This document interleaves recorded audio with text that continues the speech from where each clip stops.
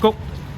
Lorsque l'on parle de la Bible, nous parlons pas nécessairement de religion, mais plutôt d'une relation spirituelle. Oh, si, continue, vous aidez. Mais plutôt d'une relation spirituelle avec le Créateur à travers la parole de Dieu, la Bible, et le message de son Fils Jésus-Christ. La Bible est un livre qui doit être pris dans son contexte selon ses versets. La Bible ne peut être sujet d'interprétation quelconque, puisque la parole de Dieu s'interprète d'elle-même. Dans un verset de la Bible, 2 Pierre, chapitre 1, verset 20, il est écrit: sachant tout d'abord vous-même qu'aucune prophétie de l'Écriture ne peut être un objet d'interprétation particulière. Donc aujourd'hui, nous verrons ensemble, selon l'interprétation de la Bible, ce qu'est le salut. Le salut est une notion spirituelle qui signifie délivrance et libération. Le croyant qui possède le salut se trouve ainsi délivré et libéré du péché, de l'insatisfaction et de la condamnation éternelle et de l'enfer. Il bénéficie d'une relation avec Dieu et ainsi accès au paradis. Que dit la Bible sur le salut? Comment être sauvé de l'enfer nous attend tous, ceux qui ont déjà désobéi à Dieu. La Bible nous dit, dans Jean chapitre 3, verset 16, « Car Dieu a tant aimé le monde qu'il a donné son Fils unique, afin que quiconque croit en lui ne périsse point, mais qu'il ait la vie éternelle. » Amen. Dieu, en effet, n'a pas envoyé son Fils dans le monde pour qu'il juge le monde, mais pour que le monde soit sauvé par lui. Dans Romains 5, verset 8, « Mais Dieu prouve son amour envers nous, en ce que, lorsque nous étions encore pécheurs, Christ est mort pour nous. » Donc, si l'on comprend bien le sens de ces versets, Dieu a envoyé Jésus-Christ et c'est en lui que se trouve le salut en son nom. La question maintenant, est-ce que Jésus est le seul qui détient le pouvoir de la délivrance du salut? Dans Acte 4, verset 12, il est dit: « Il n'y a de salut en aucun autre,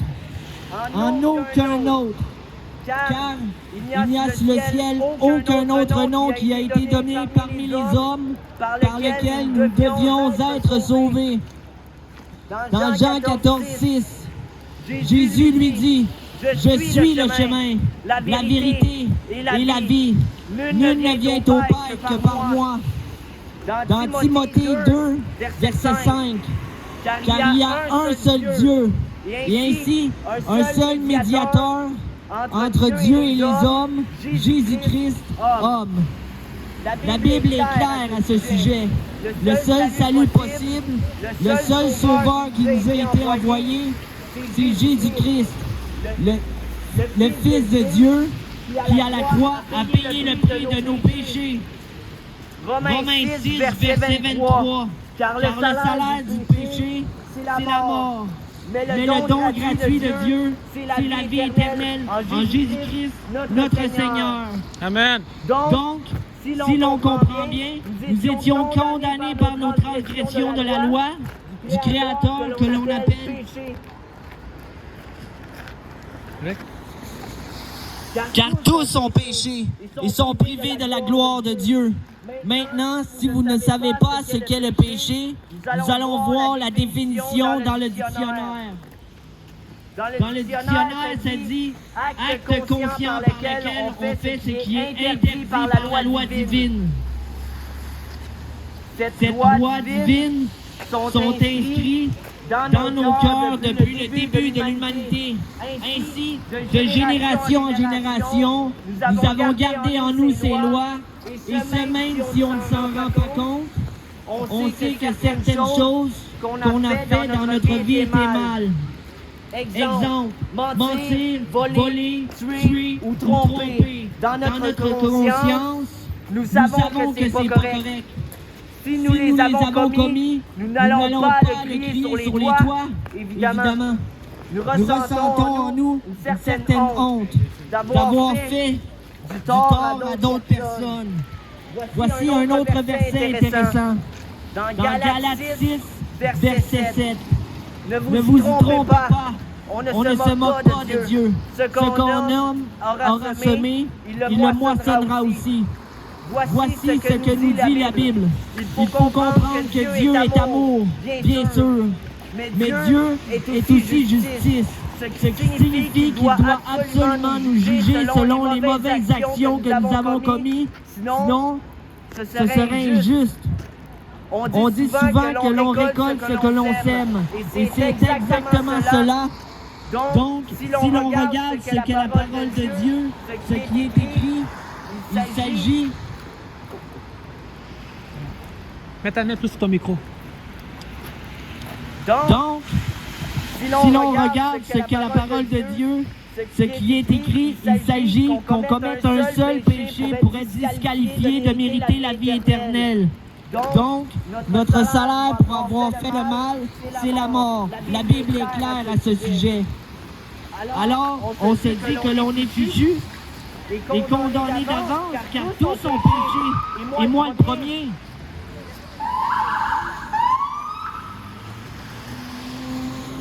Mais Dieu, dans son grand amour pour nous, a prévu un plan magnifique.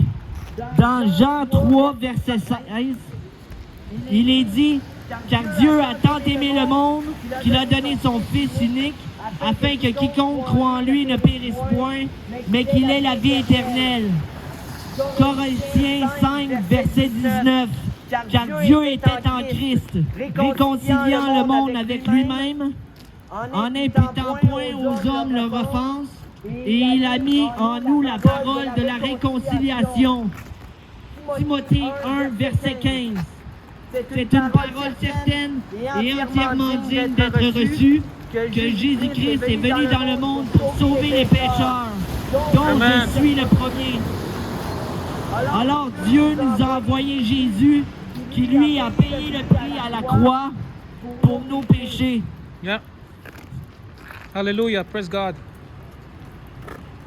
C'est lui qui est mort à notre place pour nos transgressions.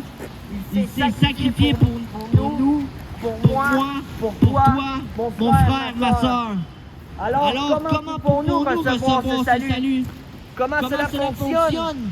Premièrement, il faut connaître Jésus-Christ, qui est ce qu'il est et ce qu'il a fait, et croire pour être sauvé. Dans Romains 10, verset 9, si tu confesses de ta bouche le Seigneur Jésus-Christ, et si tu crois dans ton cœur que Dieu l'a ressuscité des morts, tu seras sauvé. C'est le principe de la repentance et de la foi qui nous ouvre les portes du pardon de Dieu et du salut. Qu'est-ce que la repentance? Le terme repentance désigne une volonté personnelle et sincère d'assumer de manière responsable les conséquences d'actes considérés comme moralement condamnables. Et qu'est-ce que la foi? Hébreux 11, verset 1.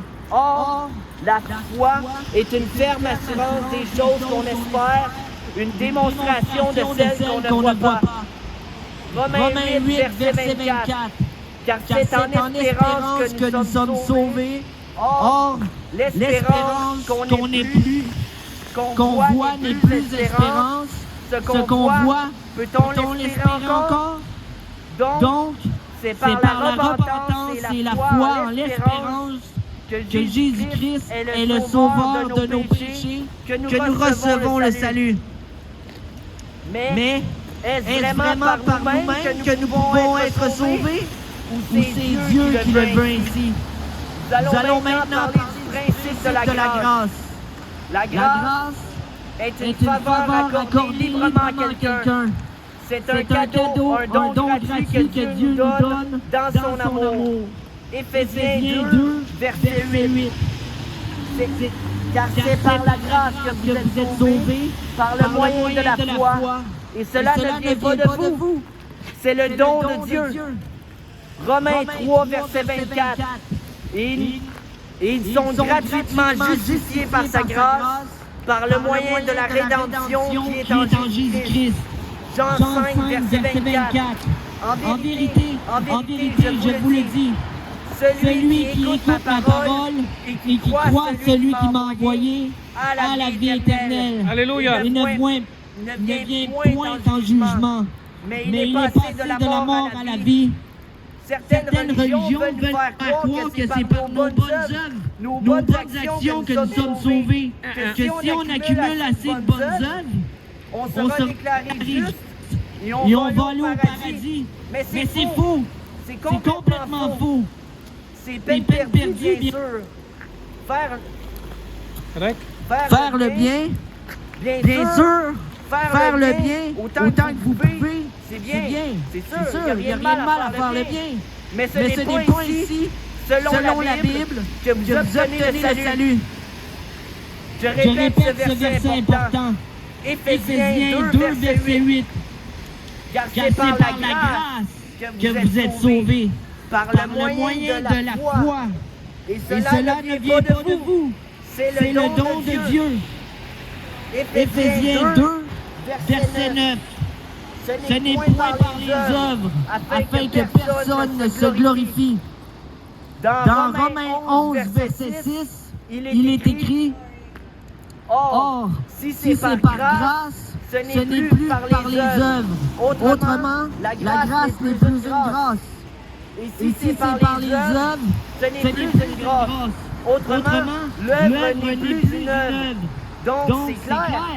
On ne peut pas être sauvé soi-même. Seul Dieu peut nous accorder cette grâce, ce cadeau gratuit par la foi en son Fils.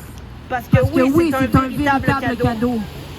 Et logiquement, Dieu par son amour, ne nous force pas à accepter son don, car nous avons le libre arbitre.